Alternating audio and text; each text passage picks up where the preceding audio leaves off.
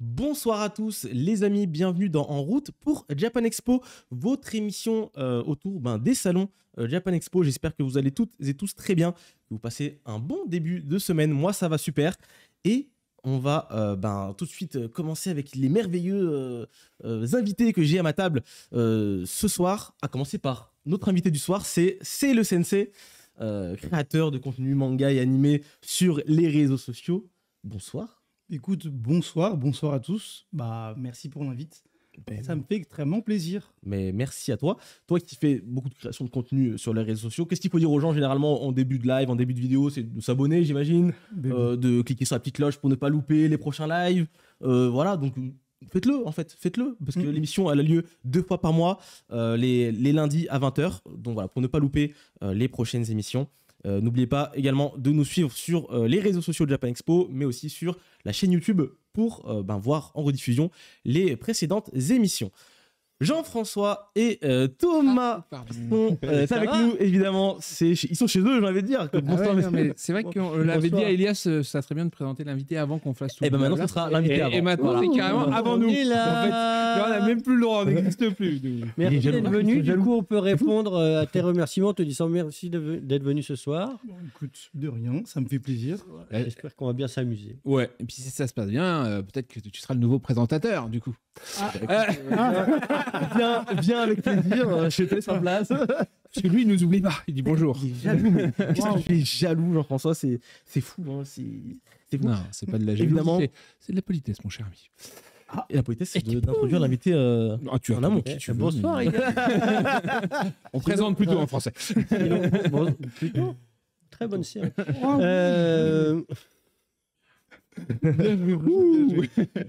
Bonsoir, Elias, ça va sinon?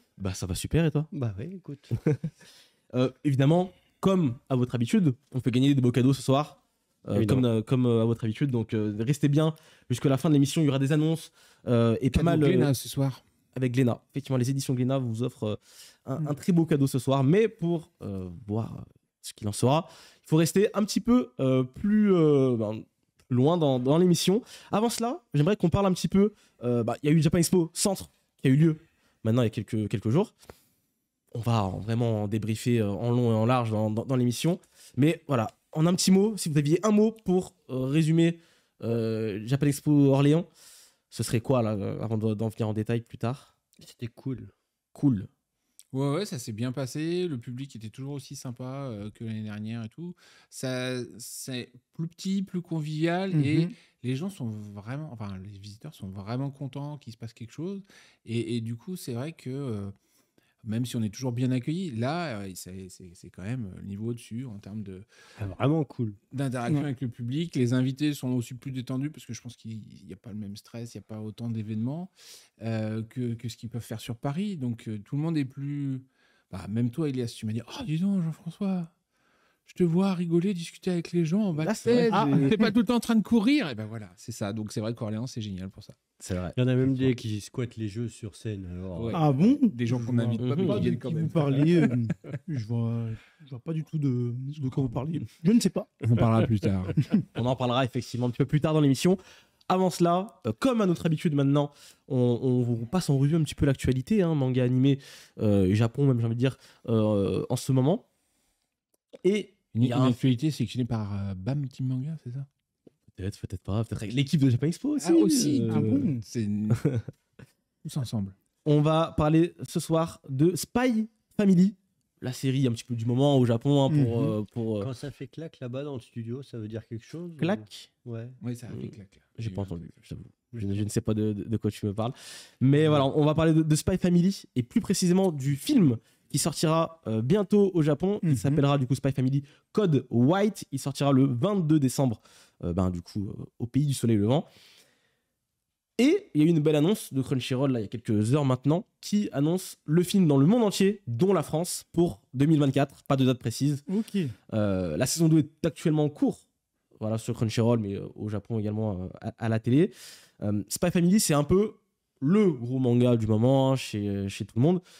Comment vous expliquez un petit peu le succès, le boom du manga chez les plus jeunes, les moins jeunes, femmes, hommes. C'est vraiment j'ai l'impression que tout le monde est touché par le manga. Ouais. Comment on t'explique ça, par exemple Ben moi, je dirais que l'avantage de la licence, c'est qu'il y a un aspect comédie et assez sympathique avec les character design qui sont assez simples et attrayants pour l'œil. Et en plus, tu as aussi le fait qu'il y a une intrigue avec quelques enquêtes. Le mélange de comédie et action est vachement intéressant et ça permet de connecter les plus jeunes et les plus vieux, comme tu as dit. Et en plus, l'avantage, c'est qu'au niveau de la DA, du compositing, c'est assez réussi. En ce qui concerne justement le taf que fait 8 et Cloverworks, rien à dire. Au top, franchement, que ce soit sur la saison 1 ou la saison 2, il n'y a pas eu de baisse. Il y a eu vraiment du niveau qui était vraiment assez remarquable.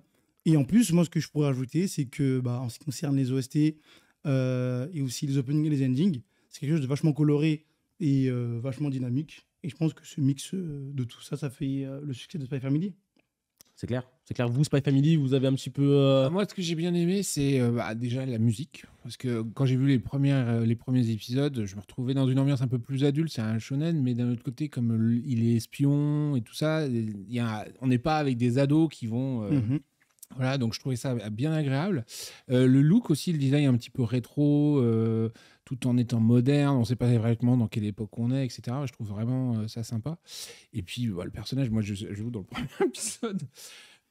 Quand il quitte la nana au bout de 2 secondes parce qu'il a fini sa mission, etc., mais qu'il la laisse comme une vieille chaussette à table, j'ai trouvé ça assez génial. Ça m'a donné un petit côté un petit peu plus, on va dire, plus adulte dans le discours et dans la présentation. Et après, quand il compose la famille et tout ça, je trouve ça assez génial aussi. Donc, les personnages sont bien trouvés. C'est beau, comme tu disais, c'est très beau, c'est bien animé. Donc, franchement... c'est plaisant. Et c'est plein de codes qui sont très faciles à retrouver pour nous. Exact. Quand on est plus vieux, quand on a plus de mal à se lancer dans des nouvelles licences, n'est-ce pas, Elias? C'est des codes qui rendent la chose très, très confortable, quoi. On est un petit peu dans l'espionnage, un petit peu dans des gimmicks des anciens dessins animés, des anciens mangas. Enfin, c'est bien fait, voilà. C'est très bien fait. Au Japon, le succès est absolument phénoménal. Vous qui allez souvent au Japon, là, même récemment, vous y êtes allé. Du Spy Family, on en voit absolument partout, des goodies, des peluches, des figurines, des grands posters, des affiches partout. C'est vraiment, c'est absolument dingue. Le film sort le 22 décembre. Je trouve que c'est vachement proche de la fin d'année, mais...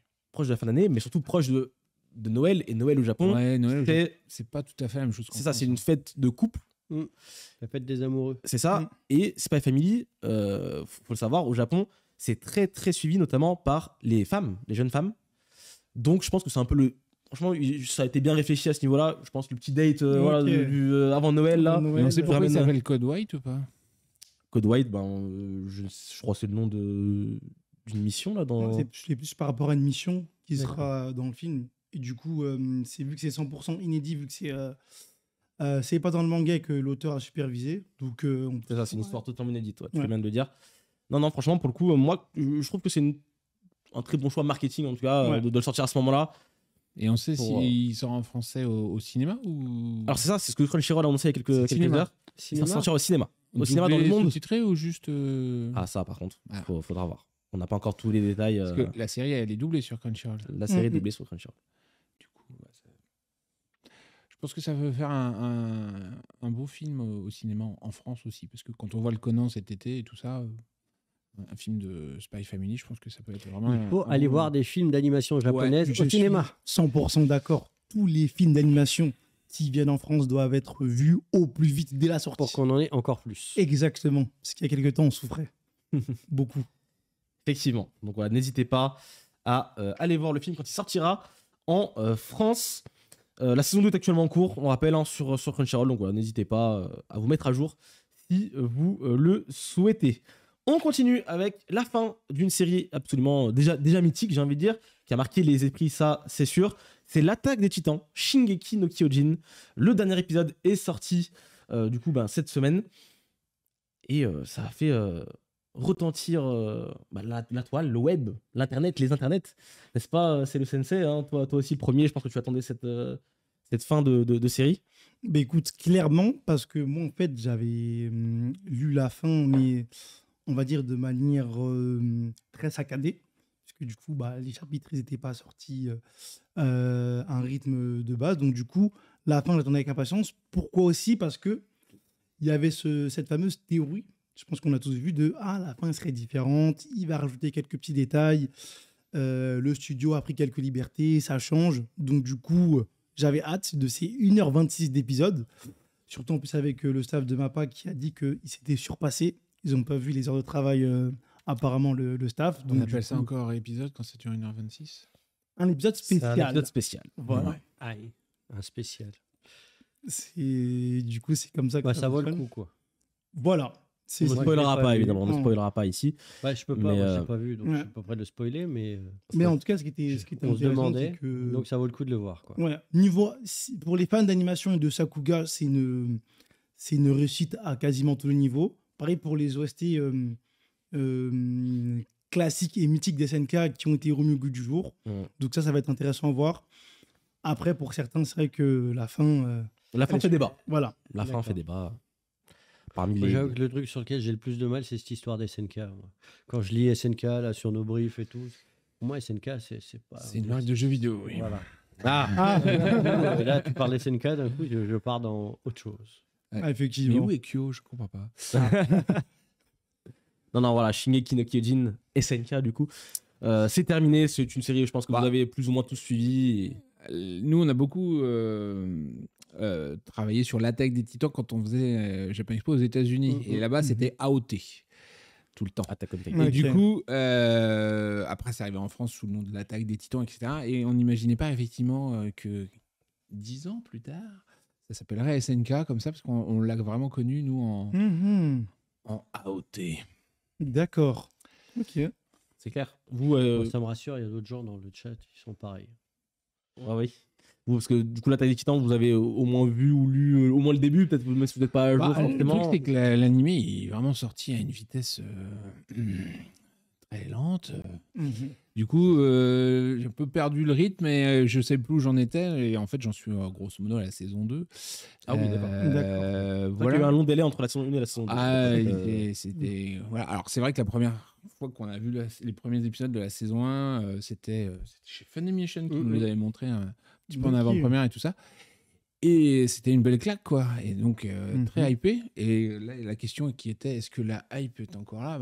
Moi, c'est vrai que du coup, cette lenteur dans la sortie du truc, ça m'a un peu fait décrocher, quoi. C'est ça, surtout que la saison 4, donc la dernière saison, est sortie de façon assez. Saccadée, Pas 3 ans qu'elle sort, la saccadée. saison 4, là ? C'est-à-dire qu'il y a eu il y a eu la saison 4 partie 1, la saison 4 partie 2, la saison Saison 4 4 épisode épisode spécial spécial. partie 1 et la partie 2 maintenant qui vient de c'est sortir. ça, Donc c'est un ouais. petit peu compliqué Après, à au suivre. moins, c'est sorti. Mais maintenant, Ouais. en tout cas aujourd'hui, si vous voulez tout regarder, ben, c'est disponible. Voilà, C'est ça. donc, Je pense que c'est plus facile à suivre, là, d'un coup. maintenant c'est clair. En tout cas, ouais, c'est une superbe série, je pense qu'il faut avoir vu ou lu pour sûr si vous êtes fan de manga ou pas Mhm. d'ailleurs. Donc Et n'hésitez en pas. plus, ça donne des super expos après. Et ça donne des Avec super des monstres. et Ouais, des celle de géants, l'année dernière est incroyable. Effectivement. Et on rajoute à cela qu'un nouveau chapitre de 18 pages centré autour du personnage de Levi, donc un personnage très apprécié de la série, va sortir bientôt au Japon, on espère, en France. Donc voilà, ça aussi c'est la bonne petite nouvelle, je pense, pour les fans. On continue avec un très grand auteur qui annonce un retour avec un nouveau manga. C'est Katsuhiro Otomo, l'auteur du méconnu Akira. Je sais pas si tu connais, parce que c'est avant les années 90, donc c'est pas trop... Oh là C'est là. vrai que c'est ton époque, ça. C'est vrai que c'est ton époque. Et son tweet est de ouf. Et il l'annonce sur Twitter. Qu'il travaille actuellement sur un nouveau manga. Qu'est-ce qu'on en pense un petit peu, Jean-François Est-ce qu'on attend ça Tout Otomo est bon à prendre, hein, donc très Plus il y a impatient. d'Otomo, mieux on se porte. Surtout à la BD. Je suis d'accord. Franchement, je suis d'accord. Et moi, j'espère qu'il sera... Bon, il y a peu de choses, mais qu'il sera très libre sur ce qu'il veut réaliser. Comme ça, justement, je pense que s'il revient maintenant, il pourra tenter quelque chose qu'il n'a jamais fait. Ouais. Et donc, du coup, il pourra nous prendre à contre-pied. Et si on est prêt à contre-pied, on pourra se manger une autre claque. comme on a S'il y a connu un mec qui précédemment. peut être libre dans ses créations, c'est Otomo. C'est Il n'y a ça. personne qui ira le Donc, chercher du coup, j'ai... dans sa maison d'édition, n'importe où. Il fera ce qu'il voudra comme il voudra. Donc, C'est ça marrant devrait parce que donner du bon, quoi. en travaillant sur l'hommage à Terasawa qu'on voulait faire là sur Marseille, je suis retombé sur un interview croisé entre Otomo et Terasawa, en fait. Mhm. Et on est dans les années 80 et ils étaient déjà en train d'expliquer qu'ils étaient un peu électrons libres parce qu'ils faisaient des trucs atypiques par rapport au reste de la production manga. Et quand, bon, ils n'ont pas tout à fait le même parcours, mais c'est vrai que d'un certain côté, Terasawa a toujours été hors des sentiers battus et Otomo a su tirer tout le monde vers le haut. Ne serait-ce qu'avec Akira, effectivement, mais il n'a pas fait que ça. Peut-être donner une bonne excuse pour qu'on essaie de le faire venir sur le C'est ça. festival. Oh, Ce sera ah, il n'est jamais venu à Japan Expo. Non. Pourquoi pas Monsieur Otomo, Otomo Sensei, venez avec plaisir. Et si vous nous regardez, Dans les 57, tu veux dire, il y a 56 plus Otomo. ce serait la classe ultime. Et là, il répond ok. Pourquoi pas Aïe. Voilà, non, mais grave. Je pense que ça doit être un bon goal pour vous, Katsuhiro Otomo. Il a vraiment fait partie de ces auteurs qui ont créé des œuvres qui pouvaient élargir le champ des lecteurs, notamment dans la BD. Et il est hyper important, quoi. Donc, si on peut accueillir un mec comme ça, c'est hyper cool. Oui, bien, du coup, le fait qu'il ait une actualité, ça donne plus d'espoir. Parce que ces gens-là, quand ils n'ont pas d'actualité, ils sont au fond d'une grotte et ils sortent pas. Quoi. Et ils font des histoires. C'est clair. Non, en tout cas, on croise les doigts pour peut-être voir Otomo, un de ces 4 à Japan Expo. N'hésitez pas aussi à nous dire si ça vous intéresserait dans le chat et sur les réseaux sociaux. On parle de grands auteurs. On remonte encore plus dans le On remonte encore plus loin, décidément. Tetsuya Chiba a fait un dessin pour le Premier ministre qui lance un fonds de soutien pour l'industrie du manga. Tetsuya Chiba, c'est l'auteur méconnu aussi, j'ai envie de dire. Ashita no Joe. Voilà, manga absolument 1969. Cultissime. Absolument cultissime. Ça commence à dater, mais... Encore. Décidément. Le mec qui a créé un personnage qui a tellement d'influence qu'il a eu des funérailles nationales. Le personnage, pas l'auteur. Bien sûr, Il est encore ouais. debout, là.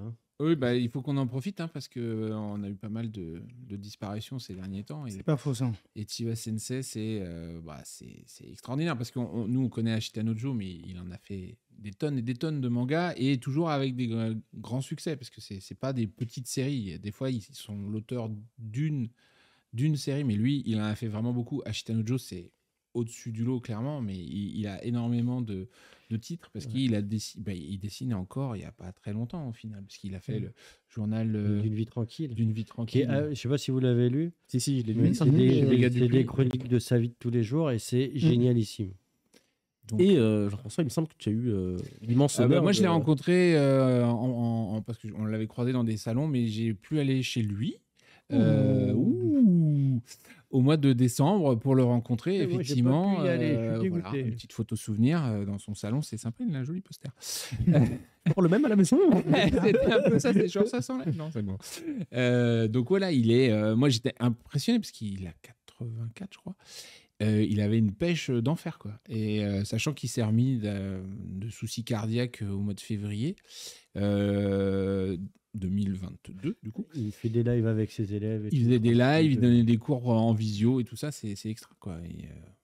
Mais du coup, la question que je me pose automatiquement, si je me dis que tu l'as rencontré en décembre, je pense. Ouais, je te laisse la poser. je te la laisse. Je te laisse. Est-ce qu'on peut espérer Potentiellement. voir Chiba Sensei? C'est une question de santé, parce qu'en fait... Vous avez vu, c'est Chibidino. Non, on aime bien Chibidino aussi, mais Chibidino. Voilà, son fils a très très peur que si ça le fatigue ou quoi que ce soit. Donc on travaille, voilà. Donc dans un premier temps, ça va peut-être être autour d'une exposition ou de choses comme ça où on pourra retracer sa carrière. Et si on arrive à créer une synergie dans tout ça, ça sera le faire venir derrière. Mais c'est vrai que c'est un peu un trésor national aussi quand même, donc il est très protégé et je comprends, mais pour son âge, je touche du bois, je souhaite être comme lui à son âge, il n'y a pas de problème. Ouais, et puis a priori il est passionnant, il adore partager, il adore transmettre son savoir et tout, donc ça ferait de belles rencontres en perspective, mais l'âge rend tout plus difficile. C'est vraiment un mangaka que je trouve un peu hors norme et intéressant à faire découvrir au public parce qu'il est vraiment aussi il dépeint un quotidien japonais très standard au final. Parfois, il va s'intéresser à la vie à la campagne parce qu'on parle beaucoup dans les mangas de la vie dans les grandes villes, type Tokyo, etc. Mais on ne parle pas beaucoup de la difficulté de la vie à la campagne ou quoi que ce soit. Et donc, il a ce petit côté vraiment tranche de vie, mais ultra réaliste. Joe, à la base, c'est quand même un jeune délinquant des bas quartiers qui ne sait pas quoi faire de sa vie et qui va trouver sa voie dans la boxe, quoi. Et un peu toutes ces autres histoires, il y a beaucoup d'histoires qu'il a faites qui sont vraiment des tranches de vie comme ça, mais qui sont là aussi pour apporter un regard un peu critique sur la vie au Japon, sur la société japonaise.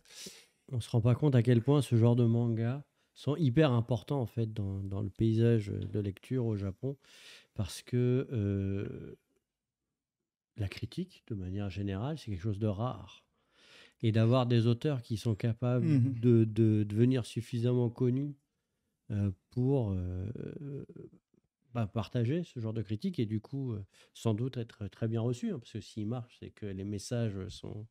Et pour nous, occidentaux, ça permet de se rendre compte des difficultés du Japon, parce que c'est vrai qu'on vit tous un Japon un petit peu féerique, mythique, et du coup d'avoir ces œuvres, ces tranches de vie qui sont, pour le coup, moi je trouve très spécifiques au manga.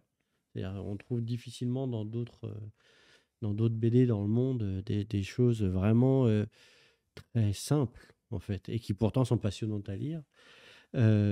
C'est précieux, quoi. Donc il faut le lire, il faut le découvrir. Il n'est pas très connu en France, il le mériterait. Donc il faut porter, parce que là je vois, s'il y en a qu'un, je veux dire, c'est Otomo bien sûr, mais Tetsuya Chiba quand même. On voudrait mieux faire Ichiba d'abord, parce que voilà, il y a encore un petit peu de temps pour en termes de temporalité. Voilà, je suis un petit peu plus. Et, voilà, et ces mecs-là, dans les nouvelles générations, il y en a quand même vachement moins. Parce que tout ça, c'est des mecs de l'après-guerre, en fait, qui avaient peur de rien, parce qu'ils avaient déjà vécu les trucs horribles. Donc, en fait, ils y allaient franco, quoi.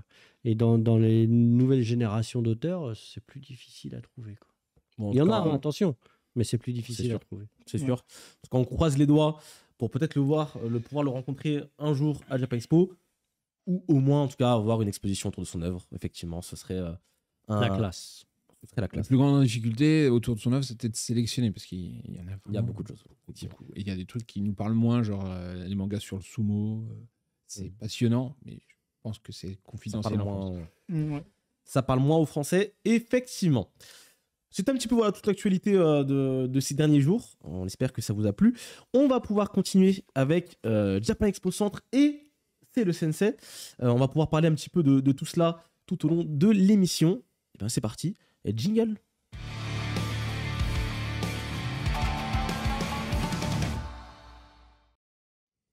Ce soir, nous avons le plaisir de recevoir C'est le Sensei, créateur de contenu manga animé sur les réseaux sociaux. Tu vas bien? Tout se passe bien pour le moment? Tu te sens bien? Écoute, ça va. Début d'émission très sympa. Du coup, je sens qu'il y a beaucoup de convivialité. En fait, je me sens comme chez moi. Et du coup, ça me fait plaisir. Et c'est la qualité du siège. Et du coup, en ce qui concerne tout ce qui s'est passé récemment, ça va plutôt bien.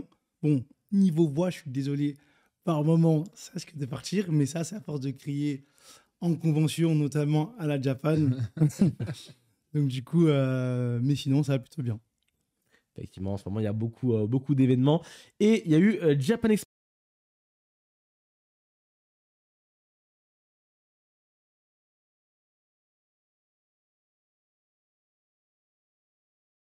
Tu notes plus de son. Très bien, mais bon, peut-être que vous avez vous nous entendez dans le chat. De l'autre côté. Le son. Le son est coupé. Le son. Le son, c'est revenu. C'est revenu. Ah, retour super. Du son, tout va bien. Qu'est-ce qui s'est passé? Voilà. Non, mais c'est la régie. Il y en a un qui s'est endormi, il appuie sur le bouton. Oh là là. Ils sont fatigués. Excusez-nous. C'était juste pour censurer Japan Expo Centre, je pense. On disait justement que Japan Expo Centre a eu lieu il y a quelques jours de cela. Et Jean-François, Thomas, j'aurais aimé avoir votre ressenti global sur le salon qui a eu lieu. C'est vrai que c'est ce que je disais en intro, c'est vraiment un salon qui se veut convivial avant tout. On a ce soir un exemple aussi intéressant, puisque tu n'étais pas notre invité, chose qu'on aimerait bien faire à l'avenir, mais là tu étais juste visiteur. Et qu'est-ce qui se passe? Il apparaît, il monte sur scène pour jouer avec des invités. Parce qu'il a gagné, Ouais, un donc, jeu oui. de sélection dans le public. Et voilà, et donc pour moi, c'est vraiment tout cet aspect convivial. On le verra peut-être après, mais il y a un moment donné où tout d'un coup, ils se disent tiens, et si on allait chanter avec toi, Jean-Marc Et donc, du coup, tu te retrouves avec Arnaud Laurent qui lance un truc pour aller chanter Pokémon avec Qui a Jean-Marc résolu un Antoine Cavella. fantasme, il faut le dire. Hein. Et du coup, derrière, il y a Brigitte qui fait bah, si t'y vas, j'y vais. Et puis, on a Tokyo Nojo, qu'on pousse un petit peu quand même, qui monte sur scène aussi. Et donc, c'est vraiment une convivialité qu'on connaissait au début et qu'on peut moins avoir sur un gros événement comme Japan Expo Paris, parce que tout est ultra contrôlé, millimétré, etc., pour que tout se passe bien. Là, à Orléans, on peut se permettre ce genre de trucs. Il y a beaucoup de happenings non planifiés et qui ne mettent pas en péril tout le reste de l'organisation du festival. Même nous, on a plus le temps aussi d'être présent, d'être là, d'être un peu plus sur scène aussi, de pouvoir interagir avec les gens. Puis il y a des trucs bizarres. Hein, parce que, Ouais. donc, on avait Brigitte Lecordier, Ah, la ça, voix de c'était Son Goku, bizarre. qui était présente. Et on lui dit Fais une conférence. Fais une conférence, pas de problème. Quelle est la thématique de la conférence? Oh, bah, j'ai choisi un truc simple, comme ça je ne serai pas toute seule sur scène. D'accord. Comment Japan Expo a changé ma vie? Et la PIM. Pardon. C'est Brigitte Lecordier, tu vois, Kamehameha, tout ça, nuage magique, Et qui a changé notre vie à nous, parce que si ça a lieu, c'est parce que il y a eu tous les dessins animés dans les années 80, désolé, Ilias, mais c'est vrai que c'est ce genre de personnes qui ont changé notre vie à nous et qui ont créé, enfin qui nous ont poussé à créer Japan Expo. Et du coup, quand ça nous revient par boomerang, bah déjà, elle comme nous ça, donne le c'est thème, un c'est peu- ça. Et en plus, après, elle dit ouais, mais par contre, je vais pas être sur scène toute seule. Il faut que vous veniez avec nous, avec moi. c'est Alors, difficile de dire non. On n'est pas tout à fait d'habitude sur scène, même très rarement. Et c'est vrai que là, d'un coup, ça faisait bizarre. Surtout, on est revenu sur des grands moments, puisque effectivement, Brigitte, la première fois qu'elle est venue, c'était en 2001. Et par parcourir 22 ans comme ça avec elle, c'était Elle a des dossiers, hein. Elle a sorti des photos d'archives. Faut aller voir la conférence, hein. Ouais. C'était rigolo. Hein. Et puis en plus, on voit aussi le pouvoir des voix, le pouvoir des comédiens de doublage, parce que là, évidemment, le public à la fin lui a demandé de faire un caméa, c'est la tradition, mais du coup, en échange, il a demandé au public d'en faire un, et ça a été hyper puissant, quoi. Enfin, alors que la salle est relativement petite. Il y a eu un élan comme ça où tous les gens dans la salle et de tous les âges se sont lancés. Et en étant sur scène, pouf, on se prend quand même une vague d'énergie. C'est un peu beaucoup dire face à un camion. Mais c'était impressionnant. En tout cas, Brigitte Lecordier, je sais qu'elle a beaucoup de succès sur les dédicaces. Je vois beaucoup de gens ravis de la rencontrer. Je comprends totalement. C'est toujours Moi quelque aussi. chose, je pense. Toi aussi, t'as pu la voir un petit peu. Moi, j'ai profité justement de l'aspect convivial qu'on disait précédemment pour beaucoup plus discuter. Ça aussi, c'est plus cool. C'est que justement, l'avantage là, des dédicaces, c'est qu'il y avait du monde, mais elle a vraiment pris le temps justement de parler à chacun. Bon, moi, j'ai eu mes petites anecdotes croustillantes et ça m'a fait plaisir. Et donc, du coup, je trouve ça sympa en fait qu'elle prenne plus de temps et justement qu'elle aussi, elle nous dise que je prends autant de plaisir que vous en tant que visiteur à être ici. Mais tu me dis que t'as des anecdotes croustillantes. Moi, je veux savoir. Du coup. Qui utilise le truc. Moi, je pense qu'on veut tous savoir ici. Après, moi je pensais que vous aviez ces anecdotes avec Brigitte, du coup, vu que. Ça là, dépend de quel. On en a plein des anecdotes avec Brigitte. ça, j'imagine. Donc, ça dépend ce que toi tu as récupéré comme anecdote. Après, ça faut d'abord voir avec elle, puisqu'il ne faut pas qu'on se mélange. dans les anecdotes.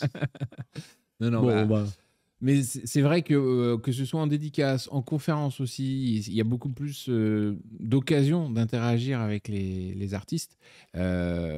Brigitte, elle est toujours ultra accueillante, etc. Et ce qui est incroyable, et je ne sais pas si les gens s'en rendent bien compte, mais parfois, tu as des gens sur scène, ils sont ultra... Puis en coulisses, ils sont un petit peu plus réservés. Brigitte, elle est tout le temps normale comme ça, et tout le temps contente de voir tout le monde. C'est une boule d'énergie positive, quoi. Évidemment, Brigitte Lecordier n'était pas la seule invitée de Japan Expo Centre. On a eu des Japonais et des Japonaises également qui étaient présents sur le salon, notamment Uki Satake et Hiroshi Nagahama. évidemment. Et pour qui Uzumaki. s'attaquait, souvent on nous demande dans le chat ou à l'occasion d'autres C'est une conférences, live, seiyuu. etc., C'est d'avoir rare. des comédiens de doublage japonais. Ben voilà, c'est une comédienne qui a pu partager justement les coulisses de son travail avec les gens qui étaient là, qui était vraiment super sympathique, heureuse d'être là, etc. Elle mange pas beaucoup, j'avoue, mais non, mais elle a laissé son carré de veau. Bon, bref. Parce qu'il s'est sacrifié pour qu'elle l'ait. Donc, du coup, il était ah non. Mais voilà, qui est vraiment débordante d'énergie également, etc.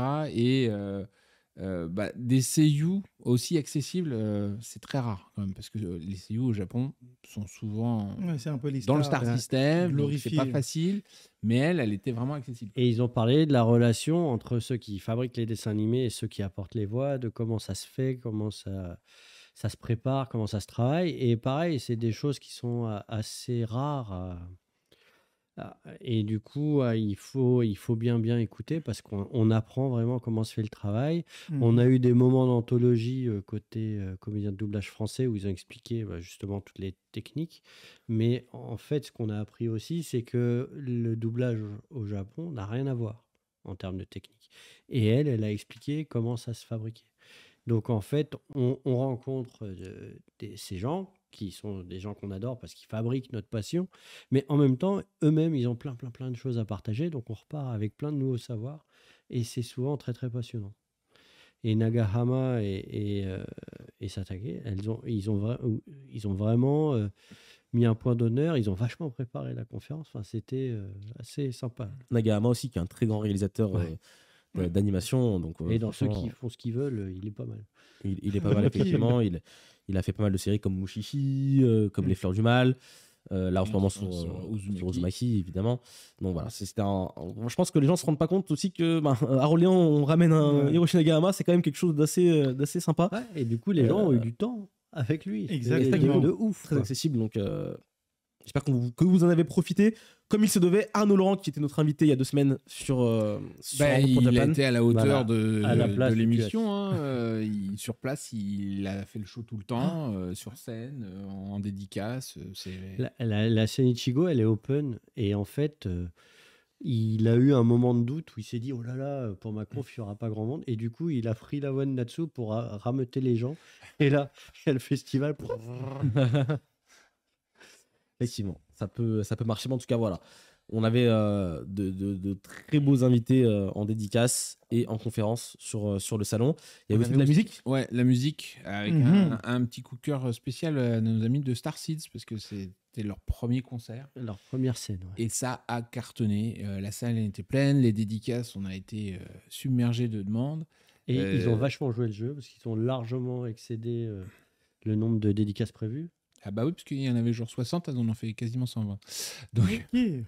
Mais voilà, elle joue le jeu, on savait pas trop comment elle serait accueillie ou quoi que ce soit. Je pense qu'elles avaient un petit peu le stress, elles aussi. Et la démarche est hyper intéressante, parce qu'en fait, c'est un groupe de K-pop et qui construit son marketing exactement comme un groupe de K-pop en Corée, mais tout made in France. Donc c'est assez fun de voir. Ils avaient leur producteur, ils avaient leur truc. Enfin, ceux qui connaissent pas, il faut aller voir leur clip. Il y a eu un premier clip qui est sorti juste avant Orléans, là, qui a déjà atteint les 500 000 vues. Il faut impérativement y aller. Bon, dans le chat, je pense qu'on va vous remettre le lien. Mais c'est que du plaisir. Franchement, elles étaient super. En tout cas, voilà, n'hésitez pas à aller jeter un coup d'œil. Si vous ne connaissez pas, c'est sur YouTube et vous tapez Star Seeds. J'imagine que vous trouverez facilement le clip. Jean-Marc Anthony Cabella était aussi de la partie.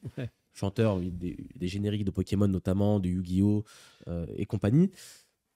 Comment c'était un petit peu Jean-Marc Anthony Cabella? Toi aussi, je sais que t'es allé à son concert, t'as pu en profiter un petit peu? Vous voulez donner une note croustillante? En voilà une. C'est du coup, j'ai participé au quiz, et je suis monté sur scène. Et le lendemain, en arrivant à la convention, il y a Jean-Marc qui me dit c'était incroyable sur scène, t'as une énergie débordante, c'est incroyable ce qui s'est passé, genre la connexion qu'il y a eu entre nous deux. Du coup, au moment du concert, ce qu'il m'a dit, c'est juste avant que je commence, viens dans le public. Du coup, c'est ce que j'ai fait. Et ensuite, il a dit à tout le monde de s'arrêter de parler et de crier un maximum pour moi, mais en cachette. Et donc, du coup, j'étais prêt à contre-pied et c'était une scène assez drôle parce que du coup, je ne m'y attendais pas. Et donc, au moment de tout ça, je me suis dit, mais en fait, Jean-Marc, la connexion elle dépasse beaucoup plus que ce que je croyais. En fait, on se connaît depuis notre enfance. Et c'était assez incroyable. Et surtout, la passion qu'il donne au public. J'ai vu des gens il est pleurer, fort. franchement, à larmes. Ah, c'est un vrai showman, quoi. franchement. Ah ouais, c'est un showman, il adore partager. On l'a vu sur les photos Mhm. là. Et puis tu l'as évoqué tout à l'heure, mais il a fait monter sur scène plein de Mhm. gens. En premier lieu, Arnaud Laurent qui rêvait de chanter son générique de Pokémon. C'est assez Mhm. mignon parce que ça veut dire qu'on a tous une passion, quoi. On se retrouve tous dans la passion Oui. des contenus japonais. Et il a mis le feu à la scène. Il y a même eu des moments où on a dû lui dire oh, tranquille, on est à Orléans. Non, mais on voit qu'en plus, Il connaît, c'est il quelqu'un gère. qui a l'habitude Ouais. de la scène. Bon, il fait Pokémon, mais il fait pas que ça. Il fait beaucoup aussi de cover band sur du blues, du jazz, du R&B, du soul. Il fait vraiment plein de choses, qu'il soit chanteur ou dans les chœurs ou autre.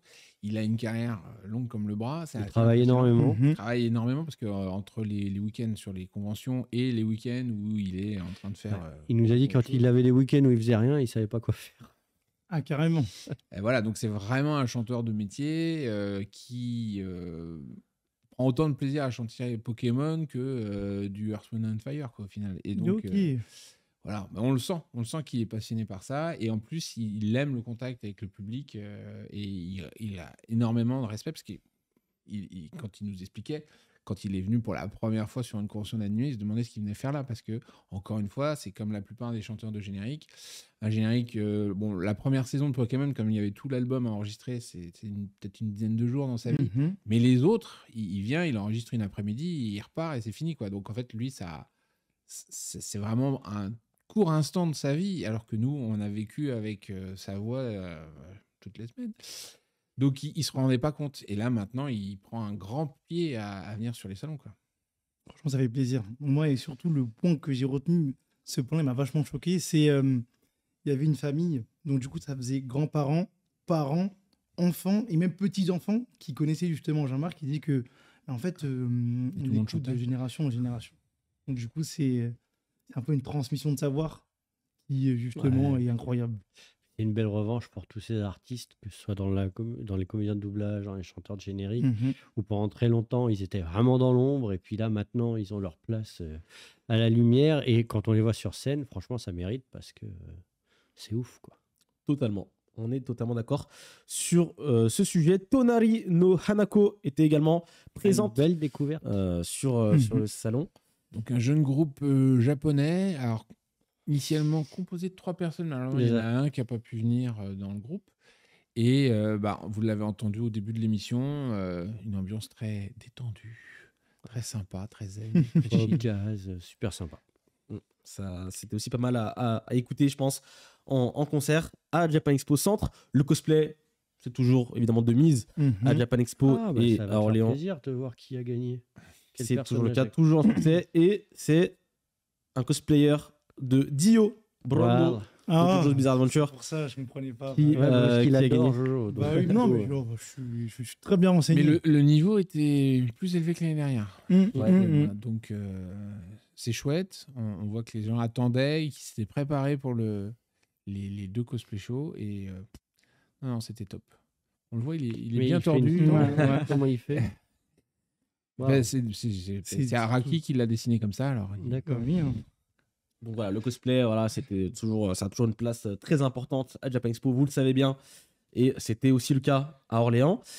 Les 3 expositions de Paris sont venues faire un petit sont venus tour en avec- version un petit peu réduite, hein, forcément, parce qu'on ne peut pas faire 450 mètres carrés de Tsukasa Ojo de la même façon. Mais ça Ça a aurait bien pris plu, beaucoup de place. c'était tout le temps plein. Alors là, on voit une photo de l'expo Blackjack vide, parce qu'on est monté sur les toiles à prendre avant Voilà. que tout le monde arrive. Mais on n'a pas le droit de le faire quand il y a des gens en dessous. Donc Bah du ouais. coup, Ok. Mais c'était très sympa. L'expo Introduction au drama coréen est venue remplacer au pied levé l'expo qu'on voulait faire sur l'hommage à Buichi Terasawa. Pareil, les trois ont été Très visité. très visités. On a eu beaucoup de gens se prendre en photo avec Ryo Saeba et ça fait plaisir. Clairement. Et j'ai beaucoup apprécié justement de revoir l'expo, mais d'une manière différente. Parce qu'en fait, à Paris, vu qu'il y avait beaucoup de monde, c'était assez compliqué justement de circuler, ouais. et de bien voir l'expo. Là, ça m'a fait plaisir. Le petit Katsai qui fait plaisir. Et pareil, ça m'a aussi rappelé que le film City Hunter était annoncé au Japon. Donc, du coup, je me suis dit, petit refresh, ça fait toujours plaisir. Effectivement. Le Japan Expo Game Show a eu lieu comme à chaque édition maintenant. Et c'est le sensei. Tu étais sur scène. Voilà, on a des preuves. On a des On a la photo aussi. C'est vous, monsieur, je crois. C'est le même bonnet en tout cas. C'est le même bonnet. C'est le même bonnet. Est-ce que tu peux nous raconter un petit peu comment ça s'est passé? Parce que déjà, comment ça se fait que tu t'es retrouvé à Japan Expo Orléans? Comment ça s'est passé de A à Z? Parce que toi, tu es de région parisienne. Oui. Donc, pour aller jusqu'à Orléans, c'est quand même 1h30 en voiture, en train. Je veux tout savoir, moi. Comment tu t'es retrouvé à Orléans, à Japan Expo Centre et sur scène, sur le salon? Ça fait quand même beaucoup de choses. En même temps. En fait, moi, j'aime beaucoup aller en convention. Peu importe que ce soit en France ou même à l'étranger. Et pour moi, la Japan Expo, c'est un must. Hein, parce que du coup, depuis le retour, j'ai compris ce que ça fait de ne pas avoir de convention. Et j'ai compris l'importance, en fait, justement, de ces conventions. Donc, à Orléans, en plus, c'est à 1 heure de C'est pas si loin que ça. Ouais. En train, c'est 45 minutes, hein, il me semble. Ah oui. De Gare de Salite. Ouais, donc, du coup, c'est vraiment à côté. Donc, voilà, je me suis pointé tranquillement pour visiter la super convention. Et ensuite, on m'annonce qu'il y a un quiz. Moi, je suis joueur. Je pense que tu sais que j'aime le défi et que qui dit quiz autour du Japon, moi, je me dis pourquoi pas. Ensuite, je quand même demande l'autorisation. Est-ce que je peux participer ou vraiment il y a un nombre limité? Moi, ça me dérangeait pas de participer puisque du coup, j'avais rencontré des gens dans le public qui m'avaient dit qu'on devait faire une équipe et justement jouer. C'est aussi ça, la Japan aussi, c'est les rencontres. Et donc, du coup, on m'a dit, je peux participer tout seul. Moi, je me lance. Ça se passe plutôt bien. Ah oui, tu gagnes. Du coup, je gagne. La sélection. La sélection. Ouais. Non, parce qu'il y avait une question piège. Il y avait une question sur quelle est la date d'aujourd'hui. J'ai failli me louper. J'ai vraiment failli me louper. Après, les questions, tout ce qui est Japon, ça va, je me suis plutôt bien débrouillé. Ça va. Et ensuite, on me dit que j'ai la possibilité de monter sur scène. C'est ce que j'ai fait. Et c'était vachement cool parce que, comme je disais précédemment, c'est que avec Mister Nouille et Jean-Marc, c'est comme si on se connaissait. Ils m'ont mis tout de suite à l'aise. Alors que c'est la première fois qu'on se voit. Ils m'ont dit, ouais, on est à 3, on est une team, on va tout arracher ce soir. Enfin, aujourd'hui, pardon. Et du coup, j'ai senti la même énergie et ça m'a permis d'être sur scène et de profiter avec le public. Et ce qui est drôle, c'est que justement, quand j'étais dans le public, il y avait, entre guillemets, une sorte de poussée du public qui disait que on veut tous gagner. Et ensuite, quand je suis monté sur scène, il y avait le public qui était, entre guillemets, derrière moi, puisque du coup, qui se disait ah, mais en fait, tu as trop d'énergie, il faut vraiment que tu gagnes, etc. Et franchement, j'ai passé un très bon moment. Il y avait des questions, assez compliquées. Hein.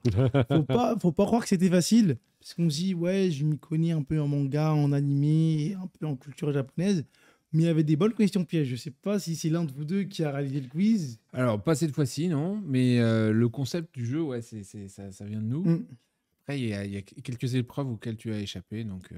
Ah, ça va. Parce que par exemple, il devait y avoir un concours de celui qui mange le plus vite des ramen, toi. Ouais, on voulait faire des trucs comme ça, mais c'est pas arrivé. Il aurait gagné facilement. Ça aurait été la honte. C'était la honte s'il n'avait pas gagné, justement. C'était bien, c'était thématique. Mais ouais, il y a, dans le principe du Japan Expo Game Show, c'est de prendre 2 équipes avec au moins 2 invités et qui accueillent une personne du public dans chaque équipe. Et après, les jeux sont un peu de tout niveau. Il peut y avoir effectivement des jeux de connaissances et des jeux plus pratiques, genre dessiner, c'est gagner. Pictionary et compagnie, mais le but du jeu, c'est que ça soit surtout un grand moment d'amusement, en fait. Donc, voilà. Et donc, toi, tu as affronté Arnaud et de l'autre côté, c'était Tokyo no Joe. Tokyo no Joe qui était avec Arnaud et dans le public, le regagnant d'ailleurs, parce que C'était une personne cosplayant en Akaza, qui malheureusement a été trop fort pour a été toi. trop fort pour moi. C'était assez serré parce que du coup, premier jeu, il me semblait que c'était le mime.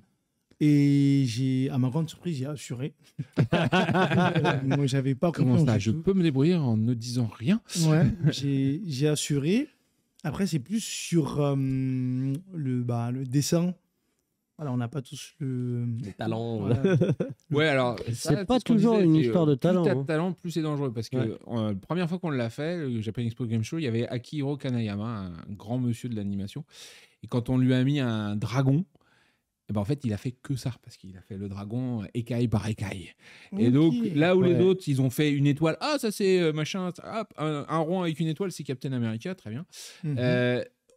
Ils ont deviné 10 mots et monsieur Kanayama, il a fait un dragon. Ouais, les Un artistes, beau ils ont un dragon, côté hein. Il a fait le plus beau perfectionniste. dragon du jeu, mais il a perdu. C'est pas bon du tout pour le Pictionary, quoi.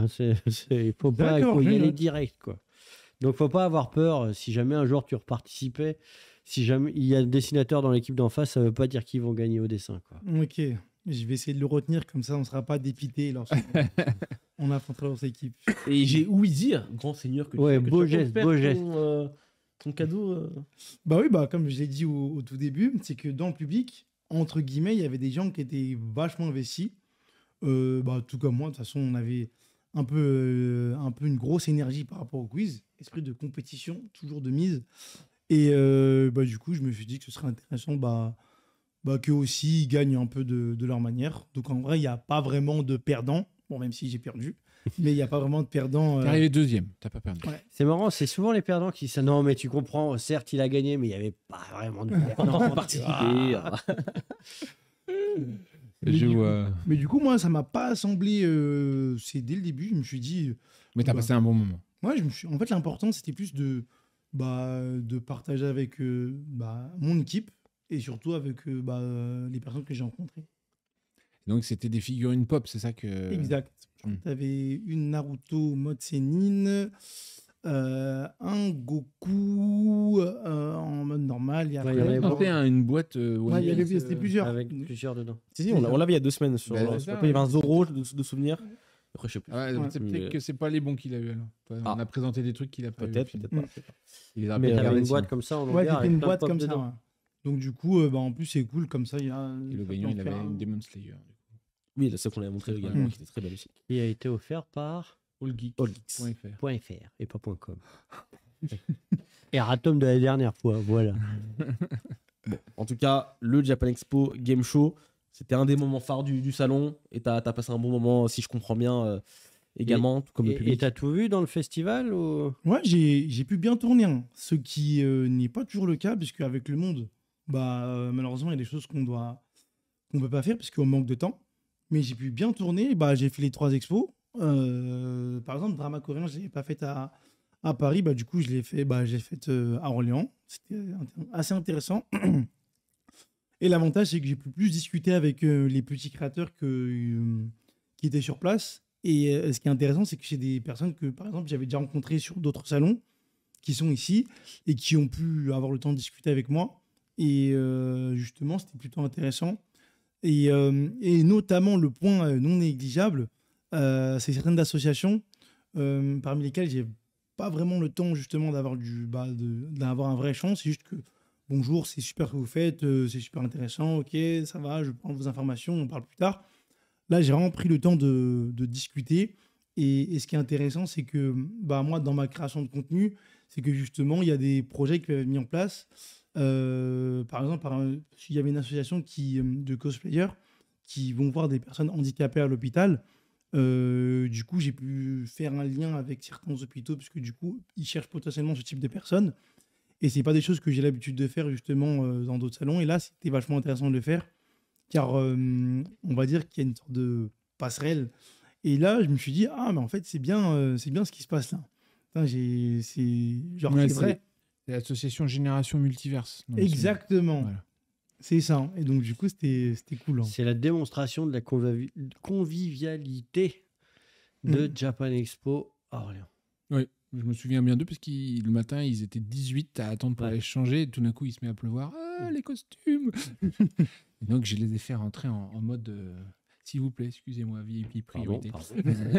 Pardon. Donc, ils étaient contents de ne pas rester sous la pluie. Mais ouais, ils font ça régulièrement sur la région d'Orléans et ils cherchent des gens et des bonnes causes d'ailleurs. Il ne faut pas hésiter à les contacter. Effectivement. Est-ce qu'il y a quelque chose que tu as préféré sur le salon? Je sais pas, une animation, un stand, une Il faut association. que tu répondes Annigator. Là, Ouais, fais gaffe. Non, après, moi, je suis très simple. Je pense que tu peux savoir, tu peux deviner. Je pense qu'un petit karaoké, ça te fait Ouais, plaisir. moi, franchement, moi. Ok. Non, franchement, je suis un garçon très simple. Donc, du coup, il y avait la grande scène Ichigo, il me semble, c'est ça. Ouais. Il y avait une autre petite scène dédiée au karaoké. Pas que karaoké, c'était Mais toutes pas les que. activités. À partir de 16h30. Ouais. Je devais le préciser. À partir de 16h30, c'était dédié au karaoké. Donc, du coup, c'est 16h30. Et c'est pour ça que t'as plus de voix actuellement. Bah, on comprend. voilà. On comprend. Disons qu'on en a entendu parler parce que le premier jour, le karaoké, il était très, très, très fort. Et du coup, tout de suite, t'as les exposants qui sont arrivés en disant « On s'entend plus !» Donc, moralité sur un Japan Expo, si on veut te retrouver, il faut aller Au karaoké. là où ça fait karaoké, quoi.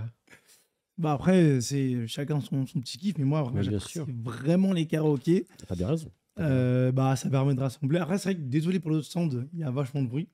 Mais ça franchement, pour moi, c'est l'un des points phares qui permettent de rassembler le plus de personnes. Et bah, pourtant, c'est quelque chose de vraiment, entre guillemets, on va dire basique. Mais moi, je trouve que c'est quelque chose qui fait l'unanimité pour l'ensemble des fans.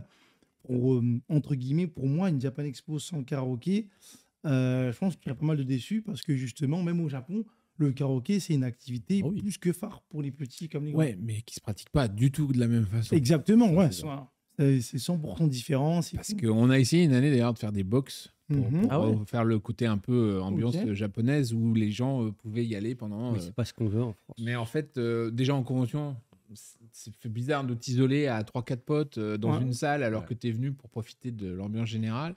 Et du coup, ça n'avait pas forcément marché. Et puis, c'est vrai que on aime bien chanter dans le brouhaha ambiant, comme ça, si on chante faux, ça s'entend pas.